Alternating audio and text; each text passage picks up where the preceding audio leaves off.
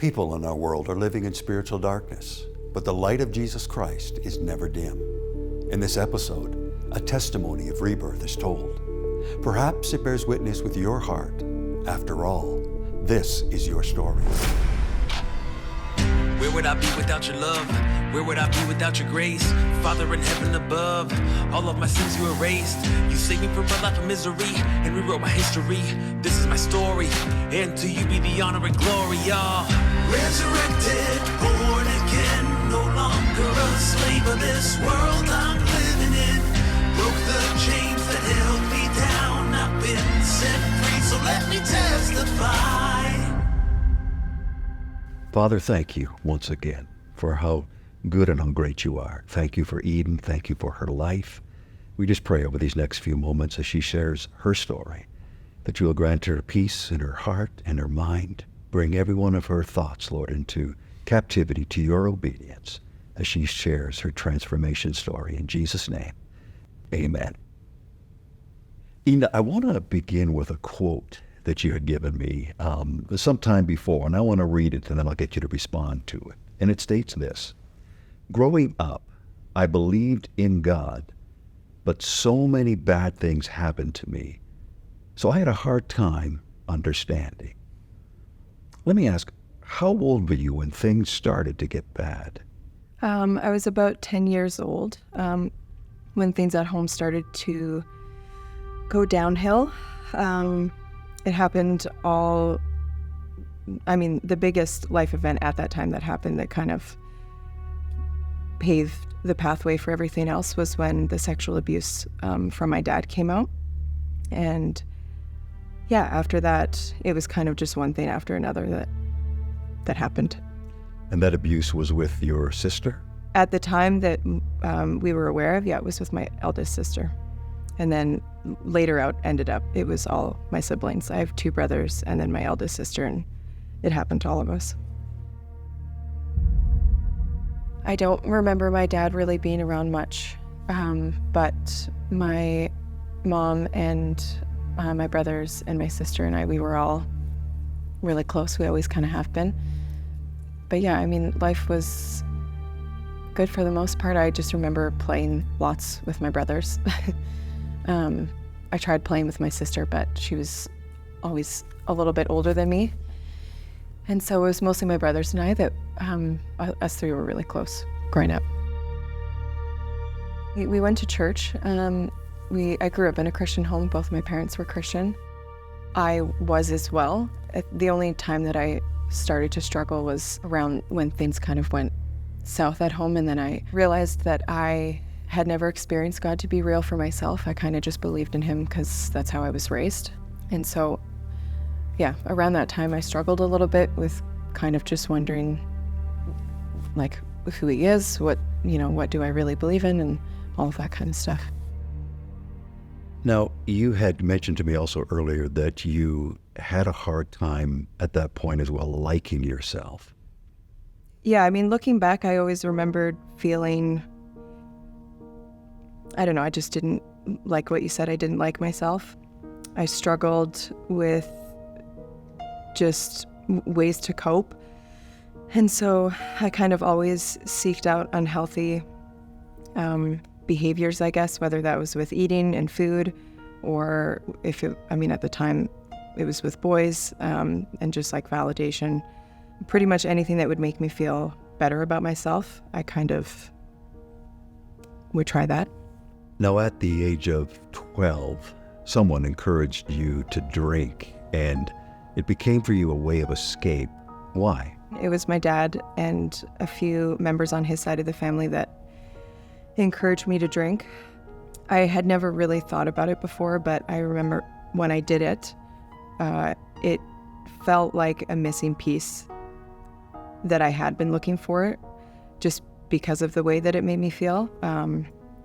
And yeah, I just remember it taking everything away. Like, there was no insecurities, all the stuff that was going on at home. Like, there wasn't, all the weight of everything that was going on was gone. And so in the moment, it definitely felt freeing when I tried it for the first time. Now, substance abuse got worse when you left the private school system and got into the public school system. Can you describe how further down or how further low you became?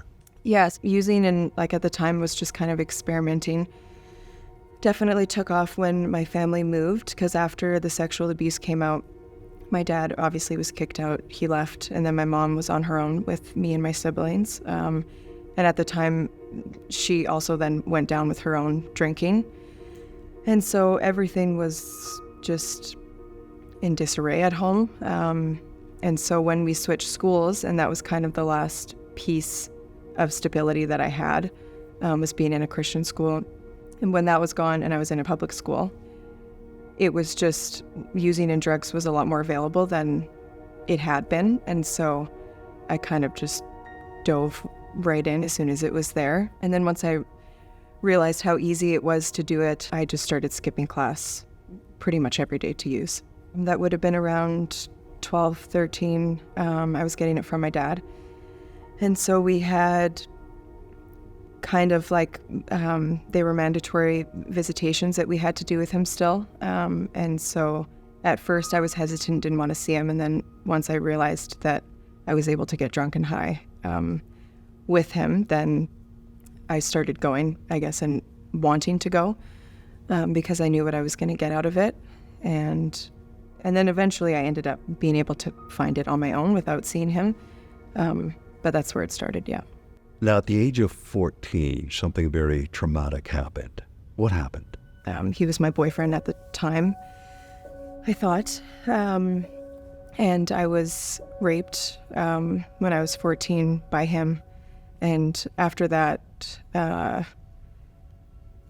my using definitely, I mean, it was already on a downward spiral, but it just, there was kind of like no going back after that. And everything that I had that kind of helped, like, that made me want to try and stop using as much or control it or hold back kind of went away. And I didn't really care anymore after that.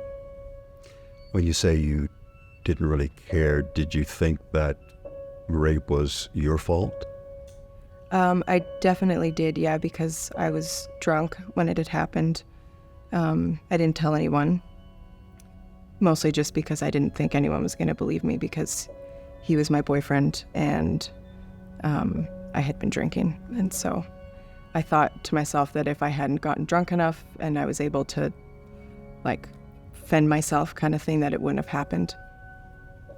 Following that, as you became older, things went from bad to worse. How much worse did it get?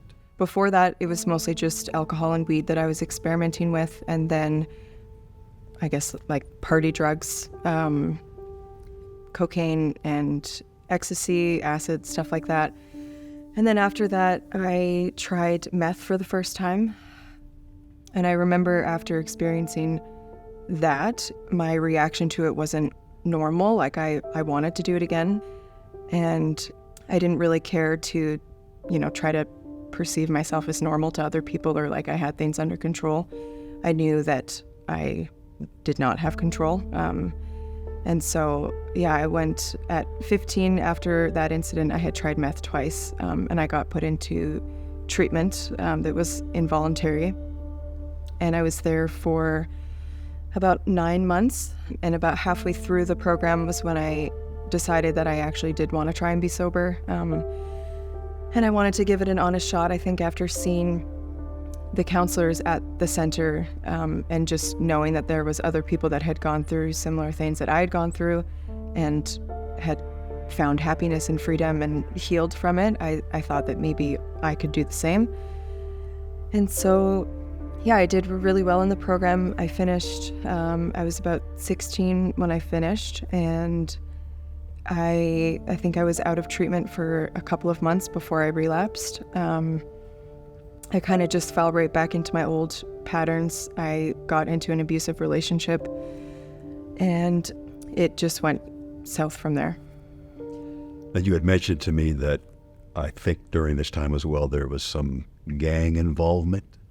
and you had said things got really bad. Can you describe what was happening? After that first time through treatment, it was kind of just relapse after relapse after relapse. I had tried to get sober a few times, went through treatment again a few more times, detox, and I just couldn't stay sober. And every relapse got worse. The drugs that I was using got worse.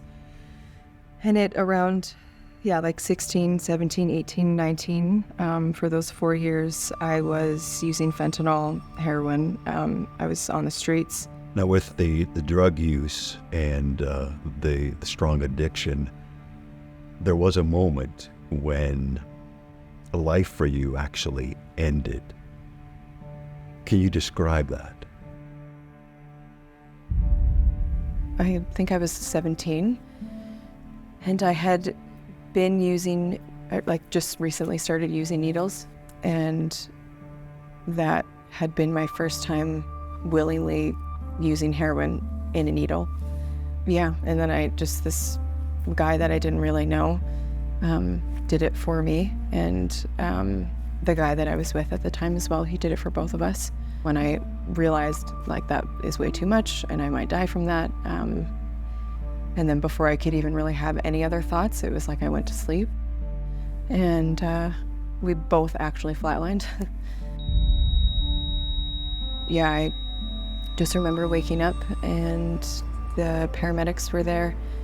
I remember feeling like I was waking up from a sleep, and I do remember it feeling, I had felt at peace. I think I was kind of in shock, and it felt surreal because I didn't really understand what the paramedics were saying, just because they looked surprised. And the one paramedic I remember, she just kept telling me how lucky I was, and that I should, pretty much just that I shouldn't be here, because they didn't think that I was going to come back. And so I think it was pivotal in the sense where everything just felt really real. Like I had thought about death before, and that it was a possibility that it could happen, but that actually happening,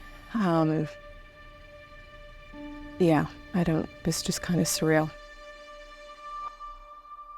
Eden, there was a line that you would never cross, but you did. Yeah, so that line for me was just prostitution and selling myself for drugs. And it was towards the end of my using, towards the end of my addiction, and it was when my fentanyl addiction was really bad. I was dependent on opiates and would get really dope sick when I wouldn't use. And yeah, it pretty much got to the point where it was, I needed money to get drugs, and I knew that was the easiest, quickest way for that to happen. And once I had done that and actually sold myself for money,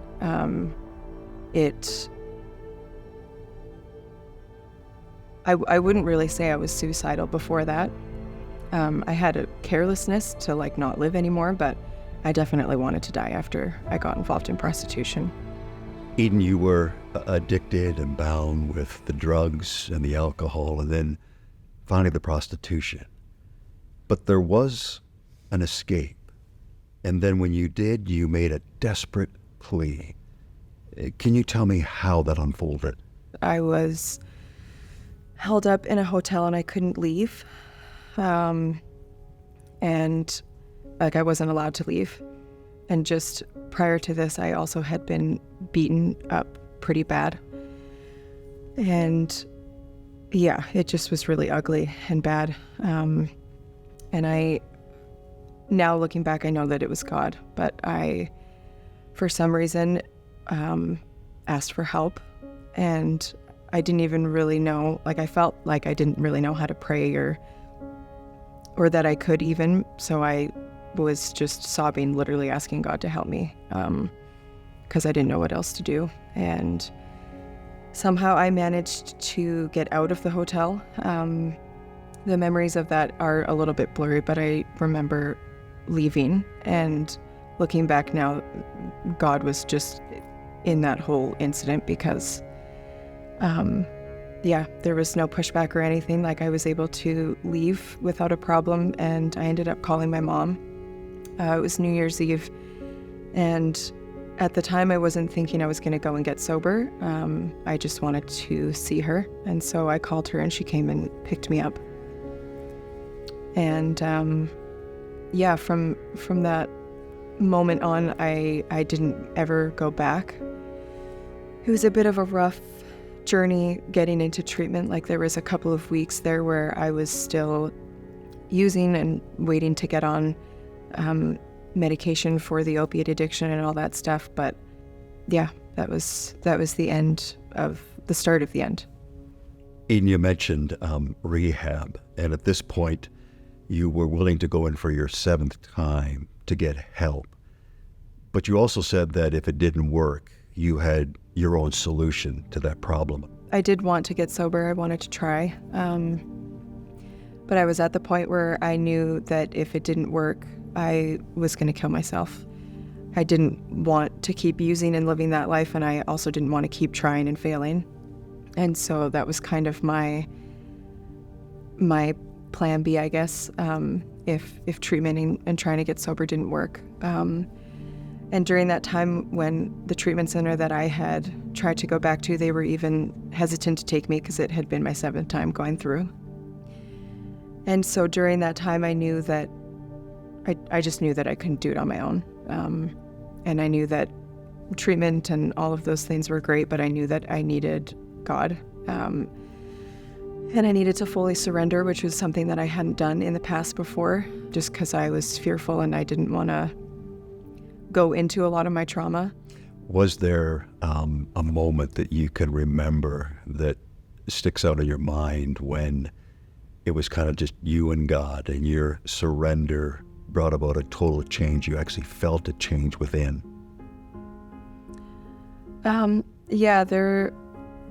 I'd say the moment that sticks out the most is when I was in treatment, and the way the treatment center works is there's 12 steps, and to move on to another step, you kind of have to talk to the counselors, and they have to see if you're ready to move on. And I had just felt so broken down and heavy with everything, all of the trauma and just everything that I had been through, and even with that, still wanting to get high and leave. And it just felt like a really hopeless, torn feeling, because even after everything, I was like, I still want to go and get high, and I hated that. And it was that moment when that was the first time where I was like, I knew I couldn't do it on my own, and that I needed to fully give everything over, and I couldn't hold back. And I also knew that I didn't know what that was going to look like, but I felt a sense of peace in that decision that I hadn't really felt before, just because I knew that God was there with me. I think that's kind of what carried me through and gave me, I guess, the reassurance I needed that God really was there, and that I didn't have to do it alone. Because I think for the first time, if ever, or in a long time, I felt like I could actually do it with God. And yeah, that moment was definitely pivotal. And that would have been the moment that you opened your heart and Jesus changed Eden. Yeah. Do you feel different today because of that? Yeah, no, I do. 100%, yeah. I mean, that life, like through addiction and everything, seems like a bad dream or someone else's life. It doesn't even really seem like my own anymore. But God definitely completely just, yeah, he changed everything. And today you're free from drugs, alcohol, all those things that had you bound? Yeah. Yeah, no, that's the biggest thing that I feel like I've gotten back is myself. And that was one of my biggest fears, was just that I was not going to get myself back and feel like myself again. And God definitely restored that. Life is really amazing. I actually just recently celebrated 7 years sober 2 days ago. And in the last 7 years, my life has just done a complete 180. I've got to work my dream job and be with other people that struggled with the same things and help them. I married my best friend. I have 3 kids that have also changed my life. And I think the biggest thing that I found has just been healing and freedom, and the fact that I don't feel ashamed anymore of who I am or the things that I've been through that have happened to me. And I definitely know that all of that is because of God. But yeah, the life's pretty amazing. Yeah, so this Bible verse, actually my sister had given it to me and said that it was a verse that she thought I would like, and it ended up, it's now become my favorite Bible verse, just because I bawled when I read it the first time because of how,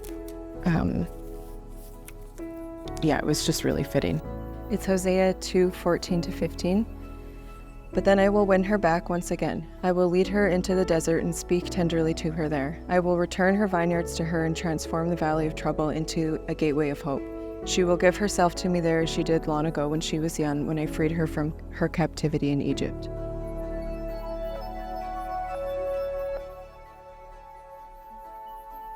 The Bible is very clear. Like Eden, everyone who calls on the name of the Lord will be saved.